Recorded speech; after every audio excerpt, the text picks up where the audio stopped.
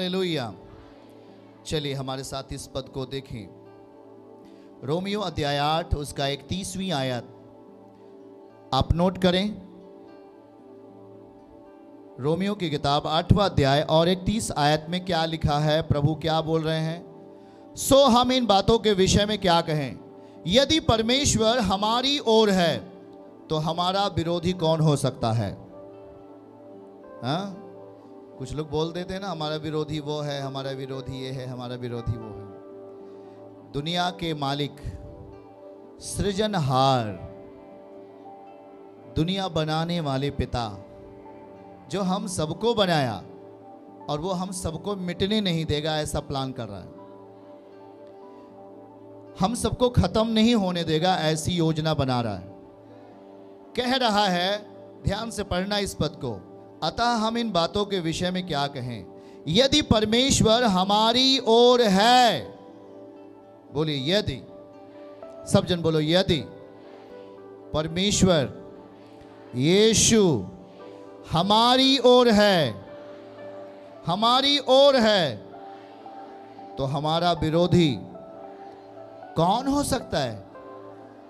कोई हो सकता है कि आपका विरोधी, आपको लोग विरोध करके कर क्या सकता है।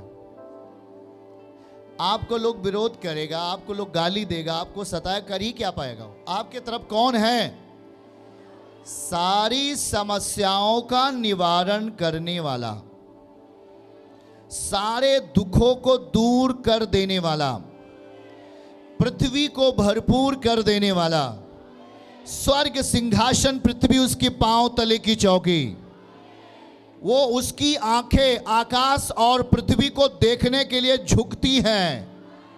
उसने अपने हाथों में आपके स्वरूप को खोद करके बना लिया है। वो आपसे, आप जब गर्भ में ही थे तब से वो आपसे प्रेम करने लगा है। आपका विरोधी कौन हो सकता है, आपका विरोधी कौन हो सकता है। याद रखिए प्रियजनों, यदि परमेश्वर हमारी ओर है, वाह अद्भुत, किसकी ओर है प्रभु। कौन कौन ये बात साबित कर सकते, प्रभु मेरी ओर है। क्या है, यीशु आपकी ओर है क्या, यीशु आपकी ओर है क्या, प्रभु आपकी ओर है क्या। देखो देखो देखो, अगर यीशु आपकी ओर है तो एलिय्याह जंगल में गया और किंद्रोन नाले का पानी पी रहा था और कौवे उसका भोजन ला रहे थे। कौवे को, कौन कौन कौवे को देखा है सब लोग कौवे को देखा है। कौवा कैसा होता है, उसका कैरेक्टर बताओ, उसका चरित्र बताओ उसका चरित्र बता के, कैरेक्टर, उसका कैरेक्टर ये है, उसका चरित्र ये है, कौवा बहुत चालाक है बहुत। अगर आप खाना बाहर छोड़कर अंदर जाएं, अंदर गए तो आपकी रोटी गायब, ऐसा है क्या। तो जरा सोच लो, ऐसे चतुर पक्षी का इस्तेमाल परमेश्वर आपकी भलाई के लिए कर सकता है। अगर परमेश्वर आपकी ओर है तो सबसे खतरनाक व्यक्ति भी आपकी भलाई करेगा। रेसिप रेसिप रेसिप, सबसे दुष्ट व्यक्ति भी, जितना वो बहुत ज्यादा चतुर हो सकता है, बहुत ज्यादा खतरनाक हो सकता है, बहुत दुष्ट व्यक्ति हो सकता है, यदि परमेश्वर मेरी ओर है तो वो दुष्ट व्यक्ति भी आपका मित्र बन जाएगा। हालेलुया, आमीन। वचन सीखो, लिखा है, यदि परमेश्वर हमारी ओर है तो हमारा विरोधी कौन हो सकता है, कोई नहीं। क्योंकि याद रखो, सबसे बड़ी चीज यही होना है कि क्या प्रभु आपकी ओर है क्या, परमेश्वर क्या आपके पक्ष में है क्या, परमेश्वर क्या आपके अंदर रहकर काम करता है क्या आप उसे प्रार्थनाओं में उसके साथ संगति करते हैं क्या उपवास के साथ उसके साथ समय व्यतीत करते हैं क्या चर्च में आकर उसकी महिमा करते हैं क्या। याद रखो, जब परमेश्वर आपकी ओर है तो दुनिया का जानवर भी, खतरनाक से खतरनाक पशु पक्षी मनुष्य आपका मित्र बनेगा। आपका मित्र बन जाएगा। मैं सच कहता हूं, कितना भी दुष्ट पशु पक्षी क्यों ना होगा, यदि परमेश्वर आपकी ओर है तो वो जानवर भी आपका मित्र बन जाएगा। हालेलुया, आमीन बोलो। बाइबल क्या बता रहा है? बनेले जंतु, दिखाइए दिखाइए, तुझे बनेले जंतुओं से डर, वो आपके मित्र बन जाएंगे। आमीन बोलो। उनकी जुबान आपको डसने के लिए नहीं खुल सकती है। बिच्छू आपको डंक नहीं मार सकता है। क्यों? यदि परमेश्वर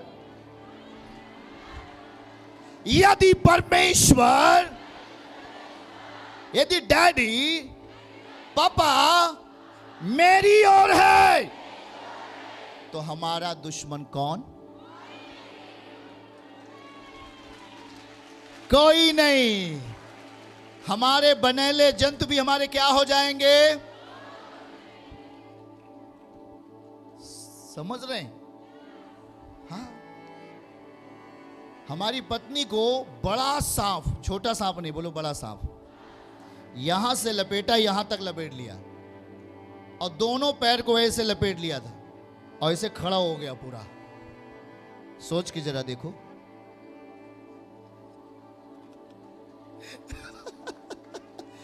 एक बड़ा सा सांप वहां से लपेटना शुरू किया, वहीं पर वो खड़ी थी और इधर मुंह करके खड़ी थी, पीछे सांप आया, ऐसे लपेट लिया पूरा, लपेट के यहां तक ऐसे खड़ा हो गया। तो बहुत साहसी हैं, उन्होंने ऐसे किया, ऐसे पैर को फैला दिया, पैर को फैलाया, गिर गया, खत्म गया। तो बोलो परमेश्वर यदि मेरी ओर है तो मेरा कोई विरोधी नहीं है, सब आपके मित्र बन जाएंगे। आमीन। समझ रहे हो क्या आप? ये अद्भुत बातें हैं ये। अच्छा दिखाओ, उसी को दिखाइए फिर से हम जो पढ़ रहे थे, अकाल। तू उजाड़ के टाइम में और अकाल के दिनों में क्या रहेगा? हंसमुख। यदि हमारे पास अभी ज्यादा पैसा नहीं तो हम बिल्कुल नाराज नहीं होंगे, हमारे पास अभी ज्यादा घर नहीं तो हम बहुत दुखी नहीं हो जाएंगे, या हमारे पास कुछ प्रॉपर्टी कम है तो हम दुखी नहीं हो सकते। प्रभु कहता है कि तू उजाड़ के समय में और अकाल के दिनों में हंसमुख रहेगा और बनेले जंतु से तुझे डर नहीं लगेगा। हालेलुया, आमीन। अगला 30 को अगर हम पढ़ें, इसके नीचे अगर जब आए तो क्या लिखा है? हाथ उठा के बोले, वरन मैदान के पत्थर भी हमसे वाचा बांधेंगे और वन पशु हमसे मेल रखेंगे।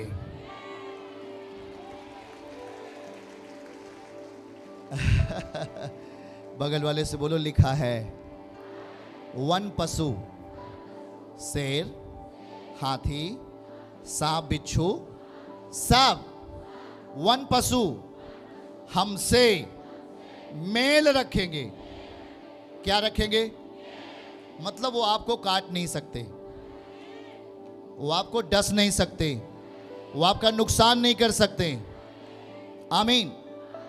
हाँ, आज से 150 साल पहले साधु सुंदर सिंह जो प्रभु के दास थे, वो एक ऐसे तिब्बती इलाके में गए जहां पर एक भेड़िया पूरे गांव को परेशान करके रखता था। शाम होते ही पूरे गांव के लोग अपने दरवाजे को बंद कर लेते थे, क्योंकि वो जंगल एरिया था। तो उसी गांव में प्रभु के दास प्रचार करने के लिए गए, और जब वहां पर प्रचार करने के लिए गए तो रात में वो उसी जंगल की ओर चले गए जहां पर भेड़िया आता था डेली, और लोग डर के मारे अपने अपने दरवाजे बंद कर लेते थे। तो वो उस जंगल में गए, उनको क्या पता यहाँ कौन आता है। वो जब चले गए जंगल में प्रार्थना करने के लिए, वो इधर ऐसे मुंह करके प्रार्थना कर रहे, पीछे से भेड़िया आ रहा है बड़ा सा। वो आया, ऐसे बगल खड़ा हो गया और अपना हाथ उन्होंने उसके सर पर ऐसे ऐसे कर दिया और फिर वो वापस लौट गया। यदि आप परमेश्वर के मित्र हो, यदि आप परमेश्वर के दोस्त हो, तो धरती की हर एक खूंखार चीजें आपकी दोस्त हो सकते हैं।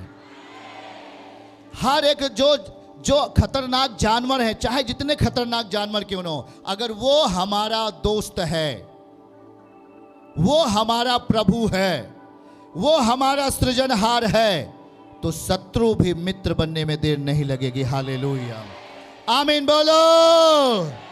हाँ मेरे प्रियो, ये परमेश्वर की सामर्थ्य है।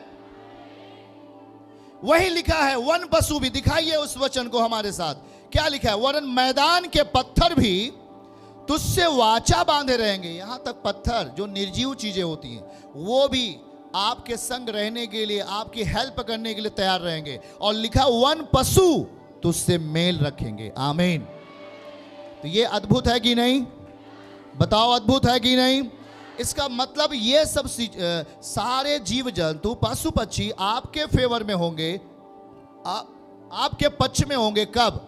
जब परमेश्वर हमारा प्रभु बनेगा। चर्च की सभी प्रार्थनाओं को और परमेश्वर के दास के द्वारा टीचिंग सुनने के लिए और अपडेट्स को जानने के लिए हमारे इस चैनल को सब्सक्राइब करें और साथ में बेल आइकन को दबाएं, ताकि जब भी लाइव प्रार्थना हो तो सबसे पहले आप देख सकें।